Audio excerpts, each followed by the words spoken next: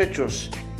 Buen día tengan todos ustedes al estar visualizando otro video más de la materia de introducción a las ciencias sociales. Vamos a hablar el día de hoy sobre el tema desarrollo de las ciencias en el siglo XIX. Vamos a ver otros dos personajes, claro, diferentes a los que vimos el día de ayer de la filosofía clásica alemana. Entonces necesito que pongan mucha atención a la siguiente información. Desarrollo de las ciencias en el siglo XIX. Hablemos de Emilio Durkheim. Durkheim propone como objeto de estudio de la nueva ciencia el hecho social, esto es, la conducta colectiva de los distintos grupos sociales que sirven para regular la actuación de cada individuo por medio de la coerción colectiva. Pero hagamos una pregunta. ¿Qué es lo que mantiene unida a la sociedad? Esta fue la pregunta central que preocupaba a Durkheim, como escribió acerca de las nuevas sociedades industriales del siglo XIX. Al tener en cuenta los hábitos de documentos, las costumbres y las creencias de las sociedades tradicionales y primitivas, también utilizó la comparación de aquellos a lo que veía a su alrededor en su propia vida. Durkheim hace a mano algunas de las teorías más importantes de la sociología. Llegó a la conclusión de que la sociedad existe porque los individuos únicos se sienten un sentido de solidaridad con los demás. Es por esto que podemos formar colectivos y trabajar juntos para lograr la comunidad y las sociedades funcionales. Ahora, identifiquemos muy bien este concepto, la conciencia colectiva o, como lo mencionábamos al principio, la conducta colectiva. Este es un elemento fundamental, un concepto sociológico que se refiere al conjunto de creencias compartidas, ideas, actitudes y conocimientos que son comunes a un grupo social o la misma sociedad. La conciencia colectiva o la conducta colectiva informa nuestro sentido de pertenencia e identidad y nuestro comportamiento.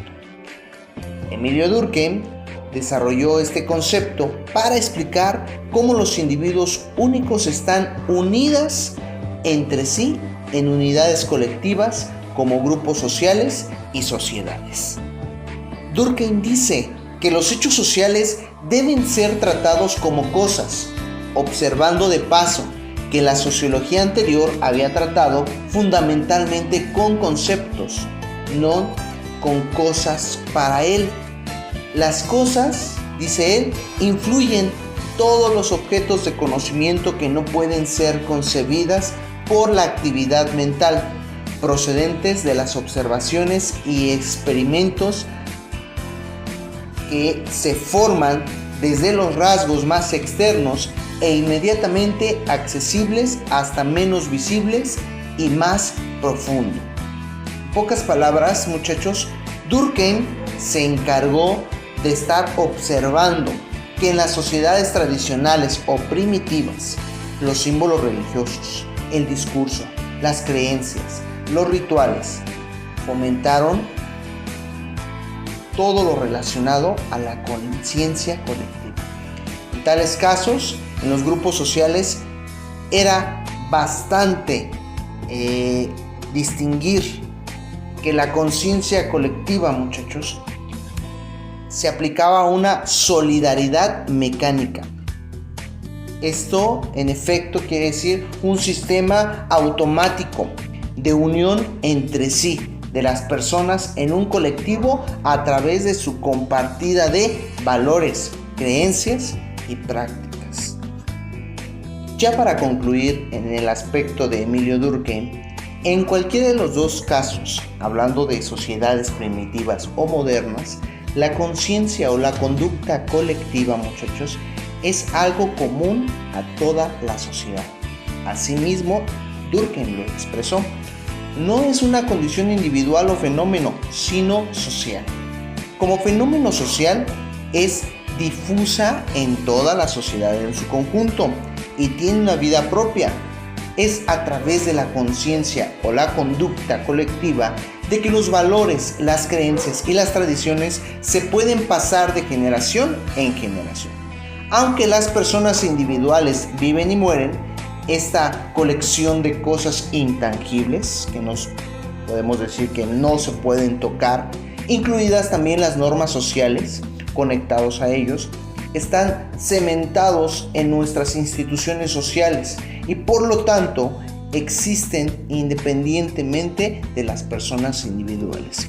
Lo más importante aquí, y cabe resaltar a entender, es que la conciencia o la conducta colectiva, muchachos, es el resultado de fuerzas sociales que son externos al individuo, que por supuesto a través de la sociedad, y que el trabajo en conjunto para crear el fenómeno social del conjunto se tiene que compartir creencias, valores e ideas que lo componen.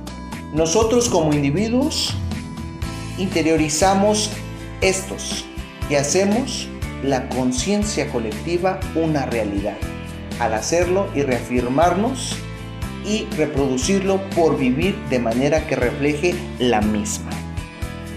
Ahora nos encontramos con otro personaje llamado Max Weber. Él menciona un concepto de la teoría comprensiva. Hablemos un poco de la teoría comprensiva. Es una corriente de pensamiento cuyo planteamiento central consiste en estudiar a la sociedad a partir de la interpretación del comportamiento individual y la acción social que realizan las personas que la conforman. Para comprender y explicar sus causas y efectos, vamos a hablar de Max Weber, muchachos. Él fue un economista y sociólogo alemán, conocido por su análisis de la política, el origen y desarrollo del capitalismo y la burocracia.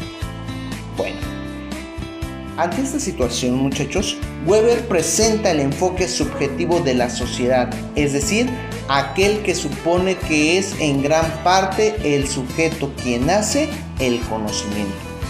Se le considera a Max Weber el fundador de la sociología comprensiva.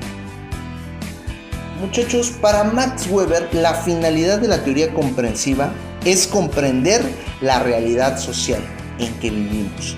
Esto lo podemos hacer de manera objetiva, tal y como lo planteaba también Karl Marx y como Emilio Durkheim, que lo mencionábamos hace unos momentos. Pero la objetividad es solo una herramienta metodológica que agrupa las características generales de los fenómenos que pretendemos analizar, y también podemos decir que esto no es suficiente.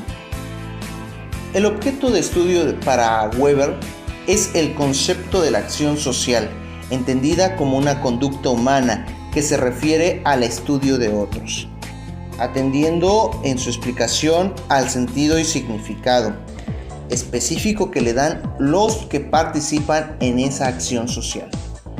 Busca campos subjetivos, esto es, comprender las razones de las diversas acciones sociales. Algo muy importante, muchachos, es identificar que los conceptos no son más que herramientas metodológicas que nos permiten acercarnos al estudio de los hechos sociales, pero la sociedad está conformada por individuos que influyen para que sus acciones tengan un significado y carácter particular. Al estudio de la acción social, muchachos, Weber la concebía como el método del tipo ideal o puro. El tipo ideal, como su nombre lo indica, no existe en realidad, pues se trata de una construcción mental. Se forma por exageración o acentuación de uno o varios riesgos que se observan en la realidad. Se llama ideal porque existe como una idea. El comportamiento de las personas muestra una tendencia a la subjetividad, ya que es el reflejo de sus ideas, valores, creencias y emociones en un plano individual.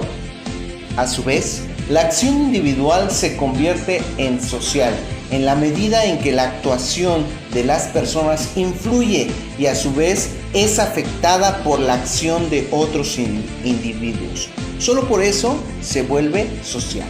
En este sentido, Weber reconoce que el contexto social interviene en los sujetos, ya que todo lo que hacemos es resultado, no tiene ningún contenido específico, ya que el término sociedad no es otra cosa más que un elemento de ensamble que posibilita la organización de los actos individuales. Si se dan cuenta, muchachos, no nos salimos del contexto, a pesar de que hoy fueron otros dos personajes, pero todo está basado en el estudio de la sociedad, en el estudio del hombre. Y ahora vimos a lo que es Emilio Durkheim y a Max Weber. Pues no se les olvide pasar ahí a la plataforma a revisar las actividades y nos vemos en la próxima emisión. Gracias.